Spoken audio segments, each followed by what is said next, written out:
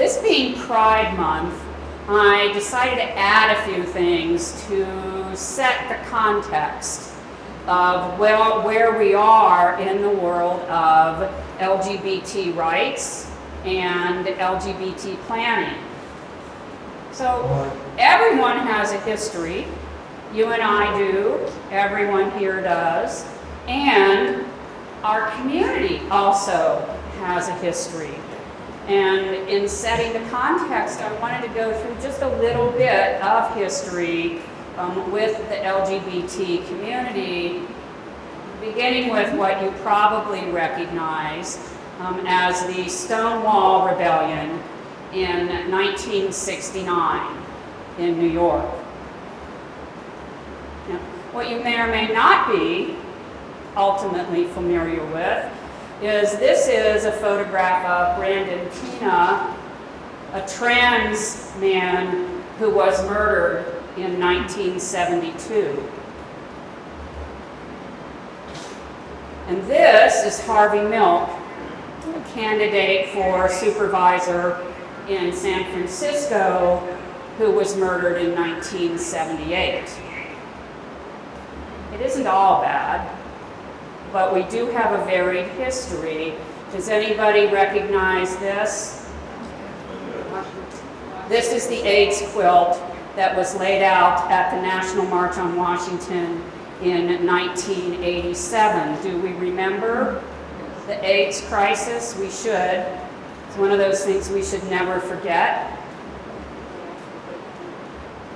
This is Lieutenant Dan Choi at the National Equality March in 2009.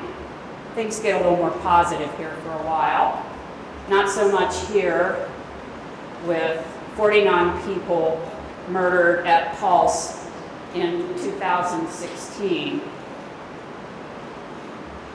Now, when we start to talk about LGBT rights and we start to talk about LGBT life planning, it is somewhat important to know the context of the legal rights for the LGBT community. This is a Supreme Court case from 1986, Bowers versus Hardwick, that said it is constitutional to put gay people in jail for having sex. This is the case that reversed that, Lawrence versus Texas, which was in 2003. So it took that long to understand that Bowers versus Hardwick was wrong and to reverse it in Lawrence versus Texas and hold in a series of cases. This is the first in the series of cases, the 5-4 decisions in which Justice Anthony Kennedy was the deciding vote at the Supreme Court in favor of LGBT rights, and this said you can't criminalize gay sex. Do we remember her? Anita Bryant. And then in 1972, Florida passed a statute that said that gay people cannot adopt. And it took until 2010 for an appellate court in Florida to strike that down and change the law that said that gay people can adopt. What you may not know about this is an intermediate appellate decision in Florida out of Miami in the 3rd District Court of Appeals. The Florida Department of Children and Families did not appeal this case. DCF had always been in favor of allowing LGBT people to adopt. And they prevailed and did not appeal this, and so the ban on gay adoption went down in Florida in 2010. And those are the plaintiffs and their son who brought the case that struck down the ban in Florida.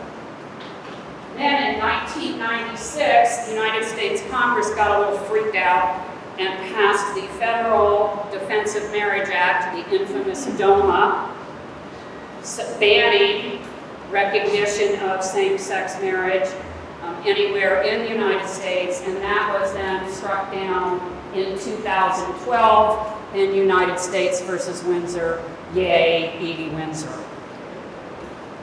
So that was 2012.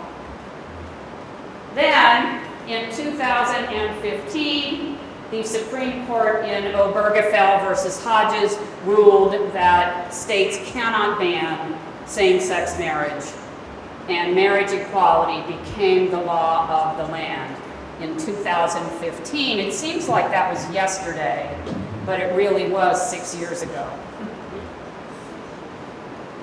I thought we would never see the White House lit up in rainbow colors again, but under this administration we might. And this is James Obergefell with his lawyer after the Obergefell decision.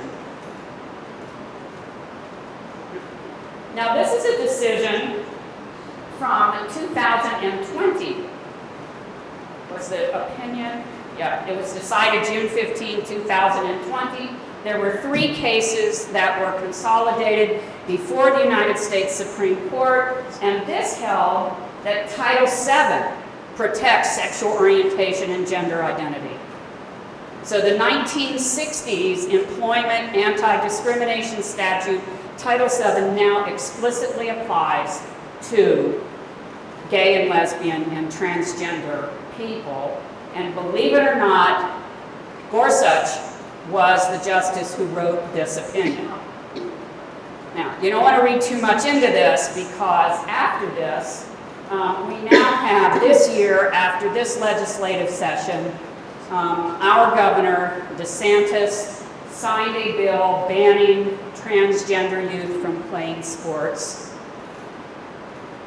And he also signed or vetoed funds for counseling for survivors of the Pulse massacre. And he also vetoed $50,000, a mere $50,000 in the budget of the entire state of Florida, line item veto that would go to housing for homeless LGBTQ youth. And now we have the decision that was just handed down a few days ago, June 17, 2021, Fulton versus City of Philadelphia. I don't know if you've read about this opinion. This opinion is, the actual holding, I think, is unanimous on it. The liberal justices joined with conservative justices and Chief Justice Roberts to rule that Catholic social services in Philadelphia must be given a contract for clearing foster parents, even though they discriminate against LGBTQ foster parents. This is a very, very complicated opinion. And yes? Can explain it a little bit, the opinion? Well, what happened is that Chief Justice Roberts managed to steer the court into dodging a bullet. So the bullet is a case from the 90s, and I think it was literally 1990, which was against a Native American spiritual group that appealed to the United States Supreme Court and said that, and I believe it was the state of Arizona, cannot prohibit us from using peyote in our religious observances. And the court said that the state, because, Kathy, it's not my personal opinion is they didn't want people smoking peyote. So they decided that as long as the state statute is broad-based and doesn't discriminate specifically against religion, you can have a statute that applies to religious observances. So hence, the Native American religious group could not smoke peyote. Well, if we apply that same principle here to the city of Philadelphia that had an ordinance that says that if you contract with us, you cannot discriminate. including on the basis of sexual orientation and gender identity. But Catholic Social Services blatantly discriminates on those bases. So there were a number of justices, including Gorsuch, including Alito, of course Clarence Thomas leading the way, Kavanaugh, Barrett, etc., who want to reverse that opinion. Now, if you reverse that opinion, it's open season on gay people. But Roberts apparently, so it is speculated, did not want to be known as the bigotry court, and so he managed to steer the opinion on very narrow grounds. So the Fulton decision says, well, Philadelphia's ordinance is not broad-based and neutral and doesn't apply to everybody because in the contracts you can have exceptions. Therefore, it just doesn't apply to Catholic Social Services, and therefore you have to continue contracting with Catholic Social Services. Get ready, because the conflict between so-called religious freedom and, quite frankly, gay rights. I don't know that there are the rights of other minorities that religions claim we should discriminate against, but they claim that we should discriminate against gay people, and that's our religious freedom to do so. And so there are a number of members of the United States Supreme Court, probably a majority, who would like to make that the law of the land. So Fulton dodged a bullet. And that is why the liberal justices joined in the opinion to avoid a worse opinion. In Fulton, it's interesting, that was only 2 days ago that they came down with that decision. So here we are with a mix of decisions. All of this is part of our history.